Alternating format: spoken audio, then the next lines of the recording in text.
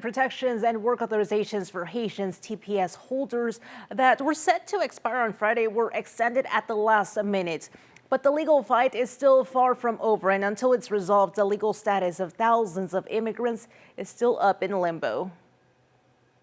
Last month's Supreme Court ruling allowing the Trump administration to end temporary protected status for thousands of immigrants from Haiti and Syria has led to fear and uncertainty in those communities. Those protections were set to expire on Friday, but U.S. Citizenship and Immigration Services extended them to July 17th for citizens from 6 countries and to July 24th for citizens from Haiti. We already started seeing people losing their jobs because employers are not understanding the weekly extension from the government and afraid that they might have the workforce really to continue to support the communities that they serve. I spoke with Gerline Joseph, executive director of the Haitian Bridge Alliance, about what they're seeing firsthand here in San Diego. She says several people came into their office last week after their employers told them not to return to work because they didn't understand the deadlines.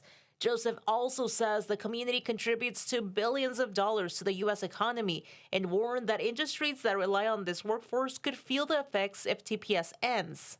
Here in San Diego, a large majority of our community members work within the hospitality industry, the construction industry, also small businesses. We are really feeling the weight of the system currently. Immigration attorney Samana Seri says TPS holders should be exploring whether they qualify for other forms of immigration relief. He also says employers need to be prepared as well. So once TPS runs out and it's done, that means the work authorization is no longer valid. So if you're an employer and you run that for I-9 verification purposes, it's not going to be approved. Nasseri also says if someone's work authorization expires but they continue working, employers could face fines or other penalties for employing someone who is no longer authorized to work. They need to have another mechanism to be able to be working here and remain here lawfully in order for you to continue employing them.